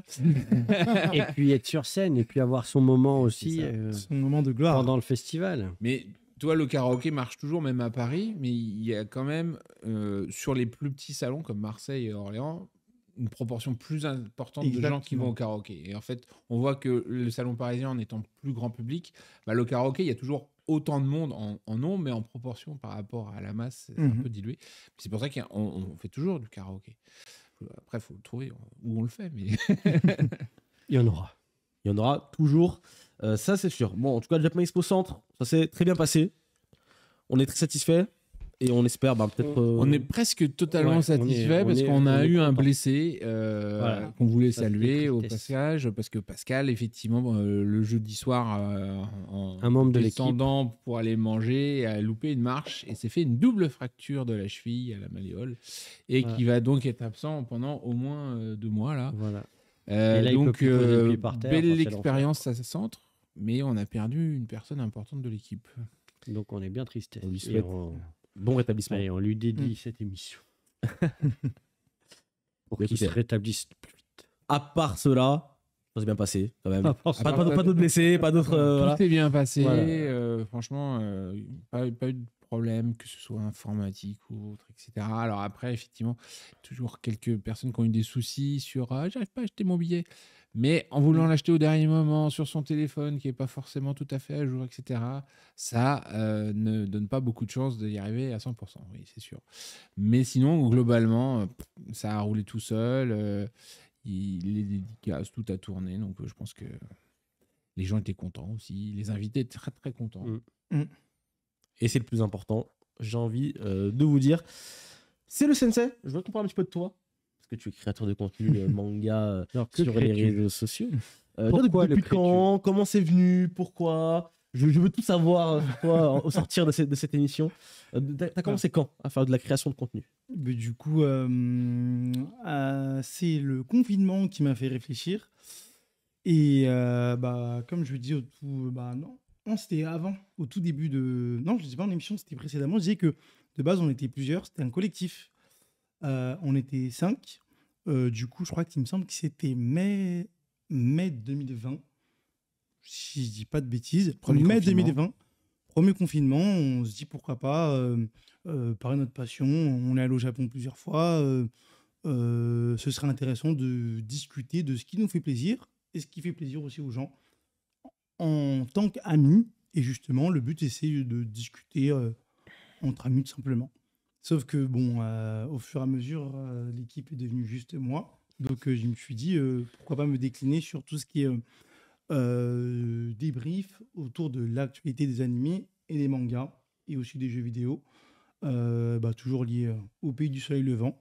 Et donc, de fil en aiguille, c'est sur les différents réseaux sociaux, que ce soit Instagram, YouTube, Twitter et TikTok, j'ai fait différentes vidéos, notamment, on va dire, un concept qui est plus ressorti, qui s'appelle les dessous des acteurs du manga, où on va dire, les fans comme moi ou les personnes comme nous tous peuvent poser leurs questions directement aux acteurs du manga en France et à l'étranger, puisque du coup, ça c'est un petit teasing, mais on verra après, et à l'étranger. Et donc, je trouvais ce concept assez intéressant, puisque souvent, lorsqu'il y a des foires à questions réalisées par les acteurs du manga, il y a énormément de questions et ils n'ont pas forcément le temps. Donc, du coup, je me suis dit, pourquoi pas donner un petit coup de main à nous et à eux en même temps pour faire la passerelle, tout simplement. Et c'est ce concept un peu qui a été... qui est revenu assez souvent. Donc, moi, j'ai vraiment apprécié faire ça, puisque du coup, j'ai des réponses, moi, personnellement, à des questions que j'aurais posées, mais aussi, ça permet aussi à des personnes, peut-être comme vous, directement, de répondre à certaines questions sur lesquelles vous n'avez pas forcément le temps, puisque moi, je sais pertinemment que énormément d'acteurs du manga n'ont pas de temps à accorder. C'est pas parce qu'ils ne veulent pas, c'est parce qu'ils sont souvent débordés, ce qui est normal. Et donc, je me suis dit, pourquoi pas faire cette passerelle. Et je trouve ça intéressant, justement, de continuer. Ça se passe plutôt bien. Je fais des belles rencontres. Moi, je trouve que même si, justement, il y a des difficultés dans la création de contenu, il y a énormément de points positifs qui ressortent. Comme j'ai dit, les rencontres. Aussi des compétences nouvelles qu'on peut apprendre. Et on peut se professionnaliser dans la création de contenu. Donc, ça ouvre des possibilités peut-être qu'on n'aurait pas eu précédemment. Et ça permet aussi justement d'avoir des très belles rencontres. Comme je disais, je pense que sans ma création de contenu actuelle, le fait de faire des vidéos et d'en parler autour des gens, j'aurais jamais pu rencontrer Jean-Marc qui était à Orléans, puisque je ne pense pas que je me serais dirigé à Orléans avec autant d'enthousiasme et aussi avec autant d'énergie que sans justement ma création de contenu, parce que ça m'a donné aussi un peu confiance. Parce qu'avant, j'allais en convention, je profitais dans mon coin. Mais là, du coup, je vais en convention pour profiter avec les gens. Donc, c'est pour ça que je me suis dit pourquoi pas. Et en plus, apparemment, les gens n'ont pas l'air de trop être virulents. Donc, moi, je suis sympa. Donc, c'est sympa. Moi, c'est une belle raison pour se lancer dans le. C'est ça. Toi qui fais beaucoup d'interviews des acteurs du milieu, tu vas peut-être faire ça avec Japan Expo. Ils sont là, propose-leur. Là, je te tends la perche. Jolie perche. J'en profite. Il y a. C'est-à-dire. Non, après, il y a quelques temps, vous avez invité un des fondateurs, enfin pas un fondateur, un dirigeant d'un certain magazine. Oui. Qui commence par B et qui finit par Z. Ouais. Du coup, le prochain épisode, ce sera autour de lui. D'accord. Basile Land. Ce sera autour de lui, donc petit teasing. Mais du coup, si je suis 100% ouvert à faire avec la team Japan Expo ou certains acteurs, donc après la perche est tombée. Est-ce que la perche sera attrapée? Je ne sais pas. Oui, alors on a un problème de temps, tu sais, on n'a jamais le temps. On part bientôt au Japon. Si t'es pas pressé, il n'y a pas de problème. Voilà, si ça peut attendre le mois de janvier, avec plaisir. Voilà. Écoute, de rien, c'est pour moi. Ça va te coûter cher à toi. Toi, je me sacrifie pour toi. Mais non, en tout cas, franchement, c'est très très cool ce que tu fais sur les réseaux sociaux. Je vous recommande vivement d'aller checker ça sur tous les réseaux, Instagram, TikTok et compagnie. Voilà, vous connaissez. Faut taper c'est le sensei, on trouve directement. Je pense qu'il n'y a pas de mystère. On trouve assez facilement. Moi, je crois. Je crois, je suis pas sûr. C'est quoi les projets là, à venir pour toi à l'étranger? Qu'est-ce qui va se passer à l'étranger? Qu'est-ce qui se passe? Du coup, il y a des conventions à l'étranger qui sont assez sympathiques. Et potentiellement, les deux sont des acteurs du manga à l'étranger. Et comme il y a certaines possibilités, j'ai envie de dire, par rapport à différents acteurs qui sont liés entre France, Angleterre, Japon. Donc, du coup, ce qui serait intéressant, mon objectif ultime, ce serait vraiment de faire justement un dessous des acteurs du manga, on va dire entre guillemets France-Japon, d'un seul acteur. Mais du coup, de voir comment au Japon ça fonctionne et comment en France ça fonctionne.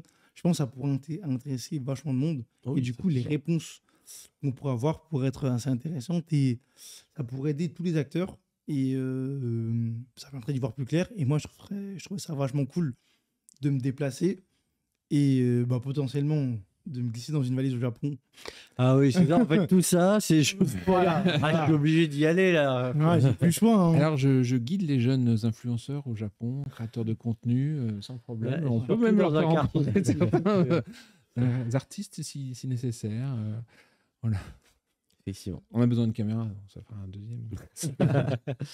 Bon, c'est quoi au final ton support, ton réseau ou support privilégié? C'est Insta, c'est YouTube, c'est TikTok? Je dirais Instagram. Moi, franchement, je dirais Instagram.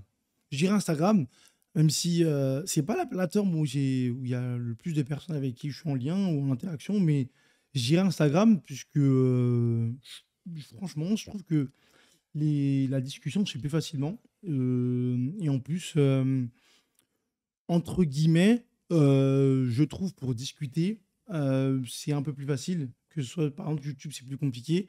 Et TikTok, c'est assez complexe d'avoir avoir une bonne discussion avec une personne. Alors que sur Instagram, franchement, j'ai pas de souci à discuter avec l'entièreté des personnes. Ouais, tu recherches beaucoup l'interactivité, quoi. Ouais, franchement, en fait, c'est plus.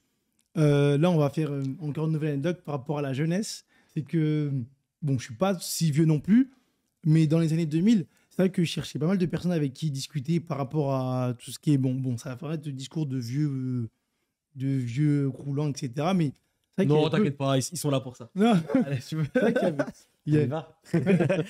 vrai qu'il y avait peu de gens avec qui discuter par rapport à l'apparition de nouveaux animés en VF qui étaient diffusés sur différentes chaînes.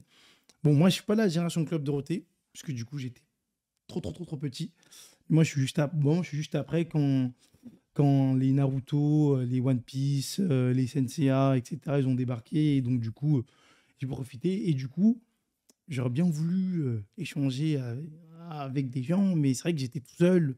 Je disais, oui, t'as vu Captain Tsubasa, il court longtemps, etc. J'étais tout seul, ouais.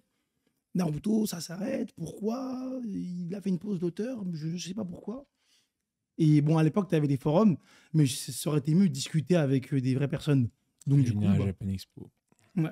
Et du coup, c'est pour ça que je suis venu à Japan pour la première fois. Mais du coup, je me dis, si ça a pu m'arriver à moi, je me dis, peut-être que ça peut arriver à une autre personne. Donc, du coup, si cette personne est toute seule, au moins, elle sera plus toute seule. Mais alors, les dessous du manga, c'est un format vidéo. Ouais, c'est un format vidéo. Donc, du coup, tu t'appuies sur YouTube pour les diffuser. Ouais, YouTube, et je mets des petits extraits après, sur les extraits sur les autres. Exactement. Eh bien, écoutez, voilà, on vous rappelle d'aller suivre. C'est le Sensei, vous avez le lien dans le chat. Instagram, c'était son préféré. Donc, voilà. Et surtout l'émission en janvier. Il y a une super émission en janvier. N'hésitez pas à aller checker ces réseaux sociaux.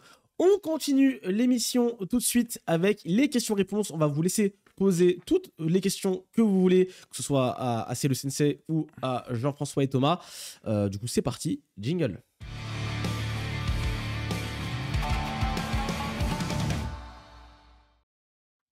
Les questions-réponses, c'est le moment où vous pouvez poser toutes vos questions et on se fera un plaisir d'y répondre. On a pris quelques questions sur Instagram et on va répondre aussi aux questions dans le chat, donc n'hésitez pas à les poser. Déjà, j'ai une question sur Instagram, c'est si vous aviez quelque chose à améliorer à Japan Expo, quelque chose que vous n'aviez jamais fait avant ou que vous voulez peut-être remettre au goût du jour, ce serait quoi? Quelque chose qu'on n'aurait jamais amélioré. Non, que vous n'avez jamais fait, mais qui peut améliorer du coup le salon, selon vous.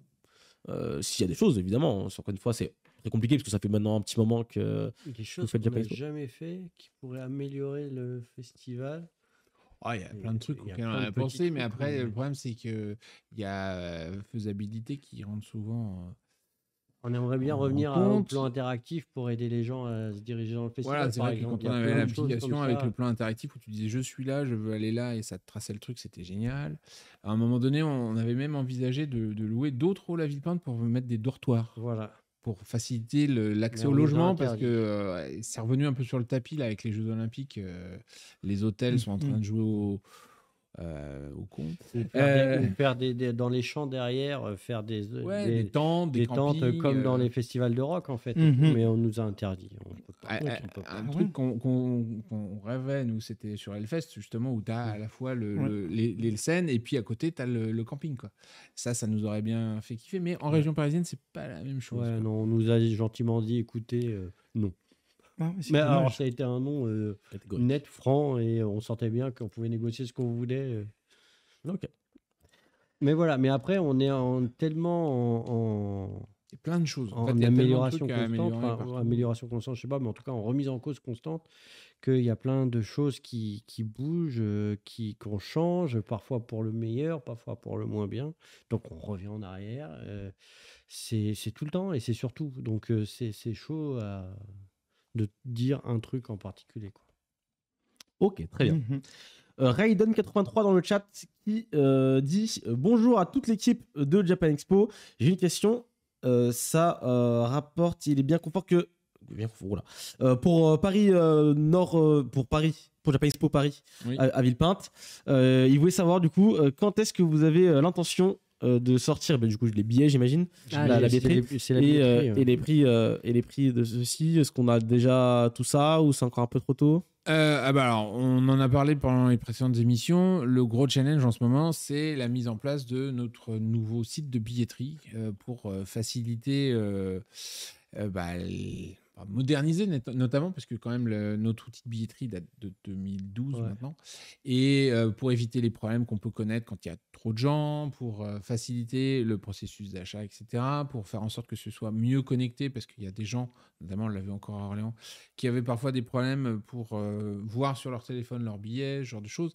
Donc on est en train de mettre ça en place, et c'est un outil qui est relativement lourd et important pour nous. Donc c'est long. On avait parlé du mois de novembre.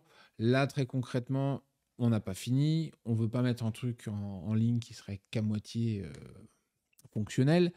On va partir au Japon pour rendez-vous, etc., ce qui va quand même retarder un petit peu le processus. Donc, du coup, là, on est plutôt en train de se dire que le nouvel outil billetterie, il arrivera en janvier.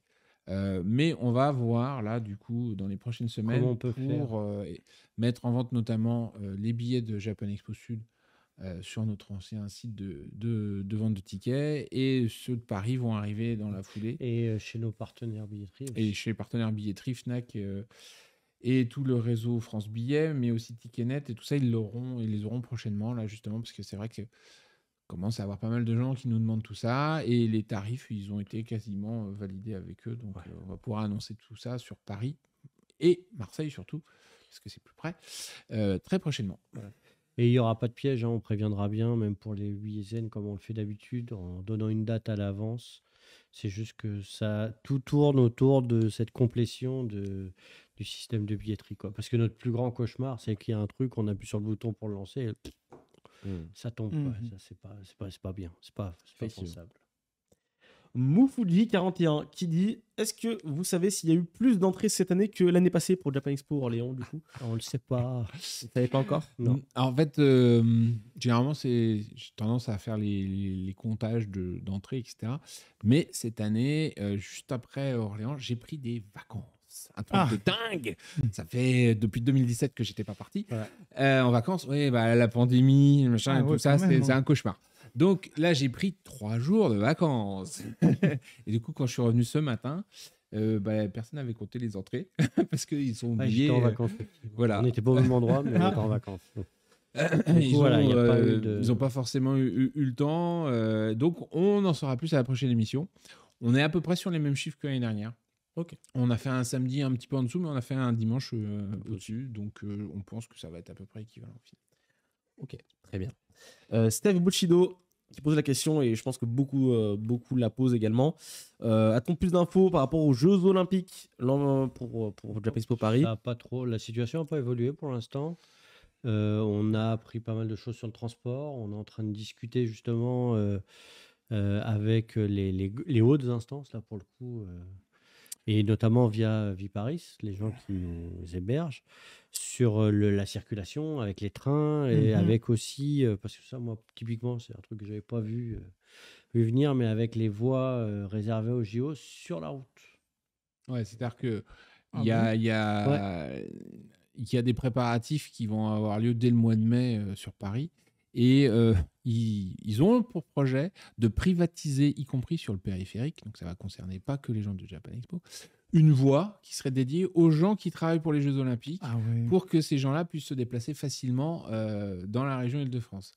J'imagine C'est le pour ça qu'ils ont bazar que ça installé va des créer. radars de ouf noirs sur le périph'. Donc, ces trucs-là, ça nous paraît tellement au-delà de ce qu'on peut faire, interagir ou quoi que ce soit, qu'on attend de voir comment ça va se passer, parce qu'il y a énormément de problèmes qui vont avec ça, parce que garder une voie dédiée aux Jeux Olympiques partout, que ce soit le périph', la 86, la 104, etc., on ne voit pas trop comment ça va être viable.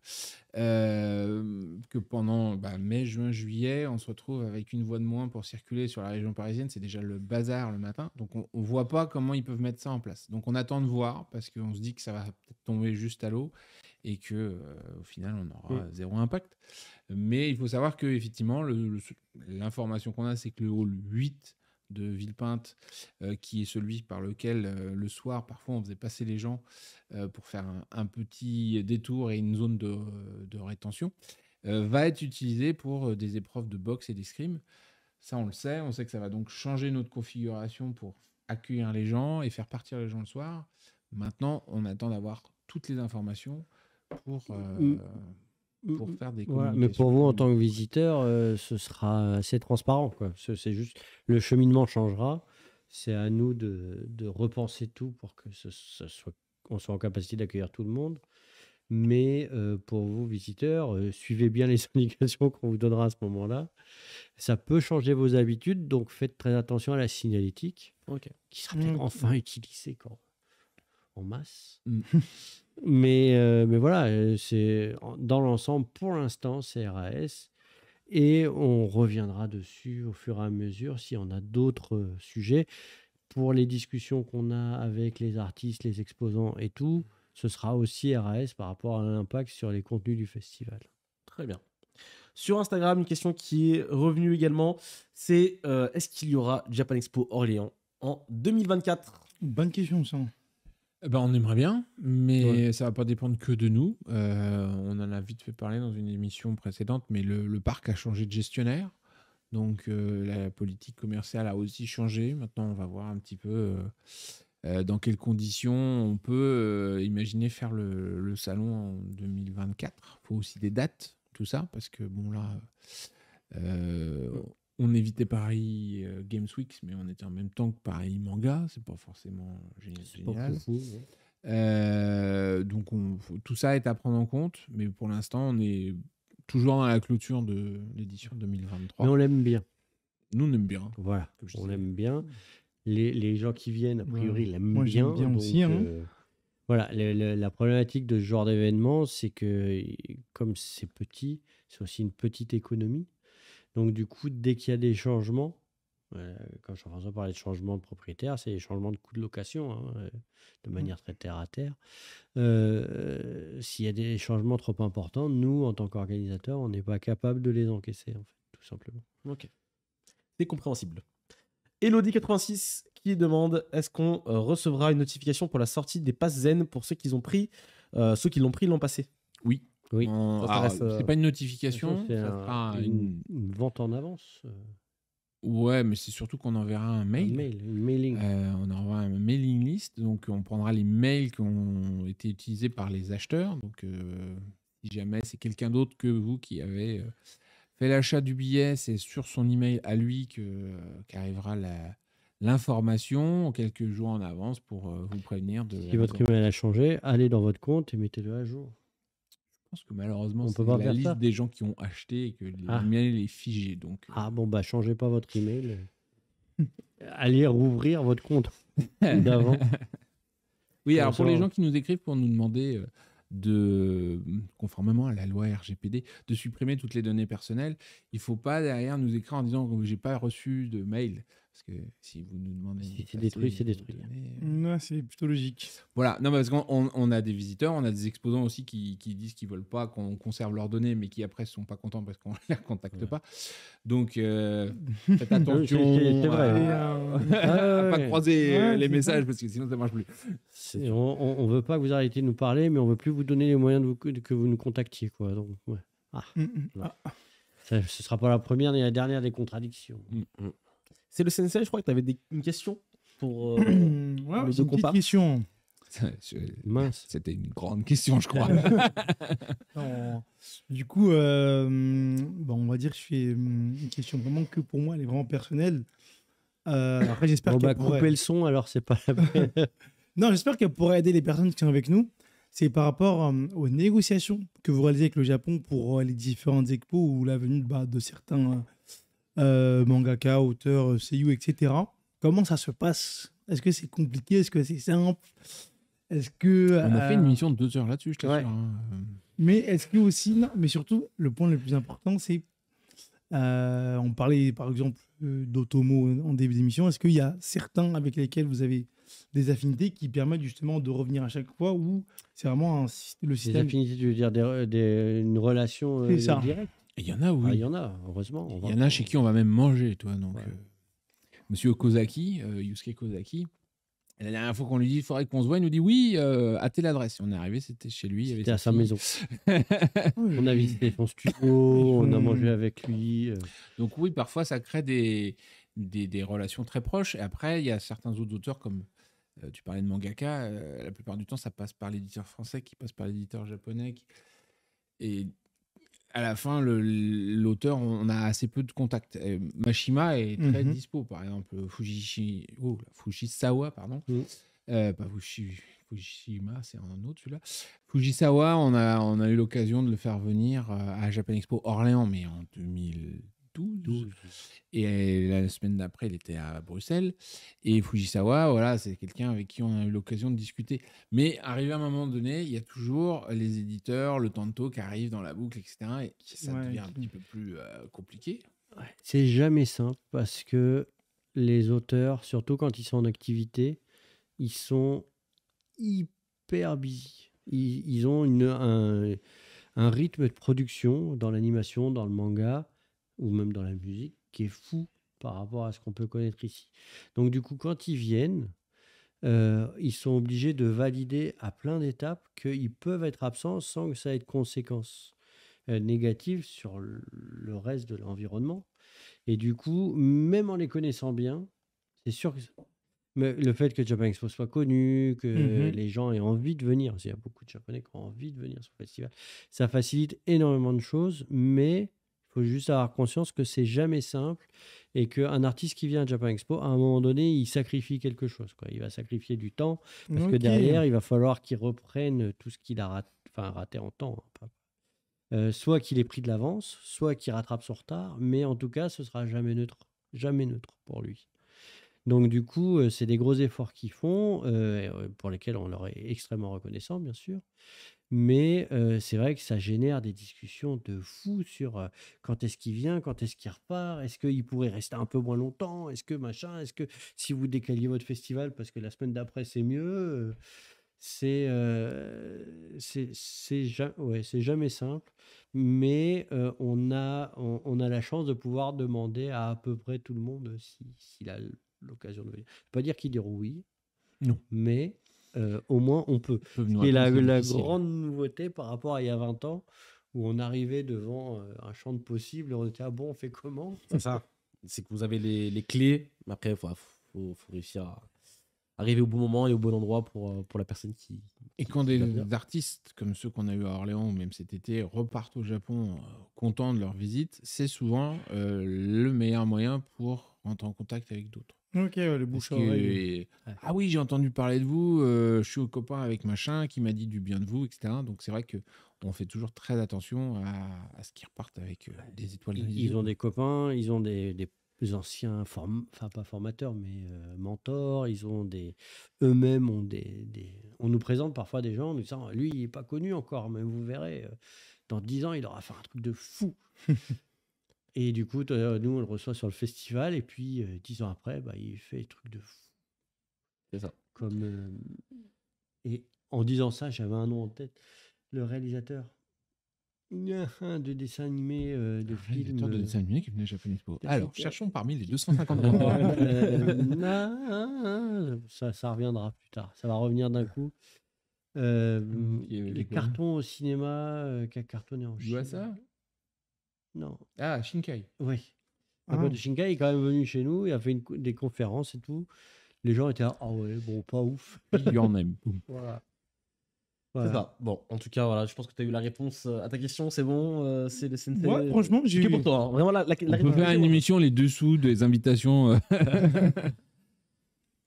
Bon, je pense qu'on va pouvoir s'arrêter là pour. Il y avait juste une petite question ouais. sur les hôtels parce que en fait, on n'a pas eu tout à fait les mêmes infos que ce qui semble y être dans le forum. C'est plutôt que, effectivement, actuellement, ils essayent de vendre très cher parce qu'ils se disent que tout le monde va se jeter sur les places, mais qu'au contraire, les hôtels, comme c'est d'ailleurs la tradition, risquent d'être moins chers à l'approche. Par contre, vous risquez de ne pas avoir autant de choix que vous voulez ou quoi que ce soit. Mais les hôtels, actuellement, ils en profitent pour gonfler les prix parce qu'il y a les Jeux Il y a Olympiques. énormément de hype autour des JO, donc tout le monde monte ses prix en espérant faire des grands groupes. Parce que c'est ce qui les intéresse dans les JO, c'est que c'est pas des comme nous. Quand les visiteurs viennent, c'est des individus. Là, ils vendent des paquets de chambres. Nous, on les rencontre bientôt. La semaine prochaine, mardi Voilà. prochain. Et du coup, si on a des infos plus précises, on les partagera avec vous. Mais c'est vrai que Et c'est en fait, folie. c'est pas déjà complet, c'est des pré-réservations. voilà, Donc et ça souvent, va être libéré. nous, on le voit même sur les années hors Jeux Olympiques. Pendant longtemps, les hôtels nous disent on n'a pas de place. Et puis tout d'un coup, 3 semaines avant, ils nous appellent en disant vous voudriez pas des chambres? Ouais. Et voilà. Donc, Ouais. Ok. Et il faut savoir que les JO, en plus, c'est piloté par les sièges. Donc là, par rapport à toutes les chaînes qu'il y a sur le parc, autour du parc, c'est les sièges France de ces groupes hôteliers qui ont des négociations avec les JO et qui, effectivement, pré-bookent des pans entiers des hôtels. Mais tout ne sera pas confirmé, quoi. Mais écoutez, on aura très certainement plus de réponses dans les jours à venir si vous les rencontrez la semaine prochaine. Donc, écoutez, on a hâte de découvrir cela. On vous fait gagner quand même un très beau cadeau ce soir grâce aux éditions Glénat. On vous fait gagner pour 3 personnes le premier tome de Red Flower. Faut taper tout simplement Fleur dans le chat. Vous tapez Fleur au singulier, hein, sans S, pour participer. Red Flower, c'est l'histoire de Kelly, qui est un jeune adolescent impétueux qui ne rêve que d'une chose, passer le rituel de Katafali afin de devenir un homme aux yeux de sa tribu.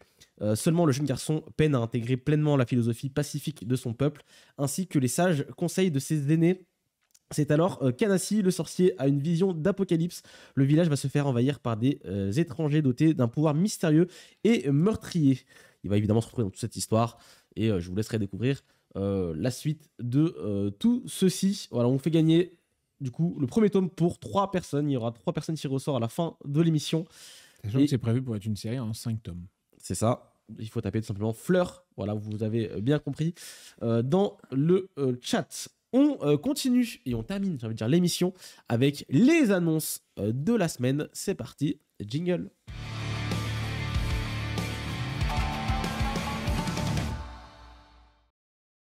C'est le moment qu'on attend tous, les annonces de Japan Expo. Japan Expo Orléans est passé. La prochaine étape, c'est Marseille. Messieurs, qu'est-ce qu'on peut révéler ce soir ? Alors, déjà, On les a dates. répondu. Ah oui, les dates, oui, c'est vrai. On va rappeler parce que quand même, c'est pas tout à fait dans nos habitudes. On n'est pas fin février, mais on est début mars. Ouais. Puisque c'est du 8. 9 et 10 mars. D'accord. Voilà. Parce qu'on suit les congés de Donc, la zone. La zone B de Marseille est en congé à ce moment-là. Et on est toujours le dernier week-end de la zone B, en fait. Voilà. Et donc, 8, 9, 10 mars. Souvenez-vous-en. Ça vous laisse le temps.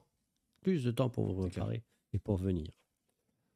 Ensuite, On a répondu à une grosse problématique qui nous a été posée, qui était une problématique d'impression, où les gens avaient l'impression, parce que l'ergonomie, la disposition du festival a beaucoup évolué, et les gens avaient l'impression que c'était plus petit, ce qui n'est ce qui n'était tout pas à vrai. tout à fait vrai dans les faits. Mais du coup, pour se redonner un petit peu d'impression, on a décidé de rouvrir.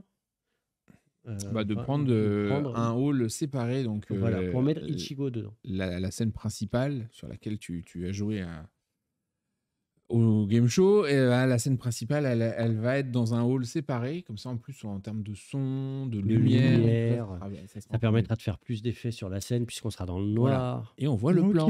Donc, Voilà. du coup, Oh, effectivement, quel c'est reveal. ce bout de hall, donc la moitié du hall 1, ça fait quand même plus de 3000 m², pour la scène principale qui va retourner là. Donc, ce qui nous permettra aussi, dans le hall 2, de rajouter des activités, parce que notamment dans nos objectifs, on voudrait avoir Plus de jeux vidéo. Voilà, c'est important pour nous. Ok. Ça, c'était un peu post-Covid, ça s'était un peu ralenti. Parce qu'il y en avait quand même, faut pas.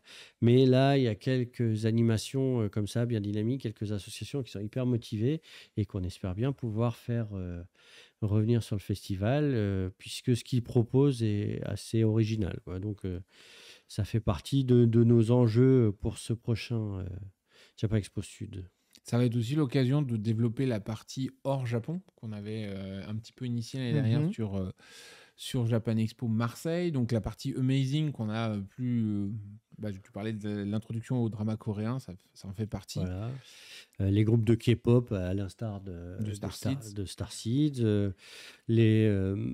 toutes les animations en fait, qui vont pouvoir tourner autour, parce que là on parle beaucoup de Corée, mais aussi autour du comics, ou de toutes les grandes licences des univers geeks se retrouveront dans cette zone. Laser genre du sable laser.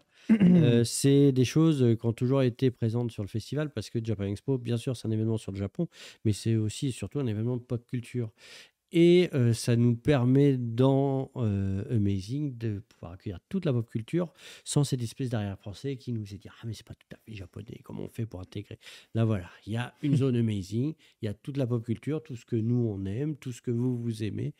Donc, ça va être fun, ça va permettre aussi de varier les expériences. Et autre objectif qu'on s'est donné, c'est au niveau exposition. Donc, on va retrouver une version un petit peu plus grande de celle de Hojo, mais un peu plus petite qu'à Paris, évidemment. On va retrouver l'expo Blackjack, 50e anniversaire.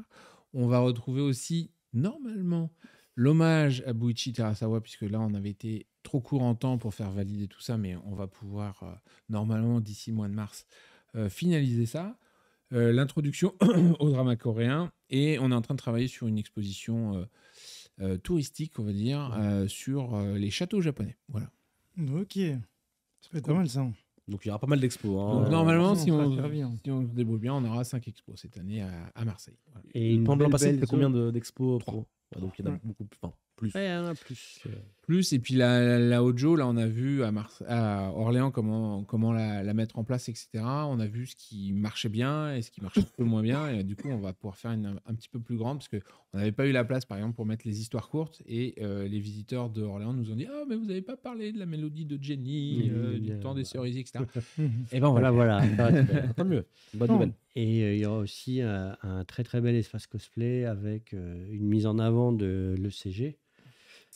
L'extrême cosplay. Le Extreme Cosplay Gathering, qui est ce grand tournoi qui fut européen et qui est maintenant mondial. Et on accueille des cosplayers, on montre beaucoup de photos de ce qui s'est passé. C'était presque. Et Ça donne envie en tout cas tout ça. Franchement, ça donne envie d'aller à Marseille. Voilà. Et Ouais, la d'ailleurs. scène Ichigo permettra aussi de remettre en avant la musique de manière encore plus Si, importante. éventuellement, Un petit il y a- karaoké géant, c'est ça. il y a une mise en avant à bien un karaoké, bah, moi.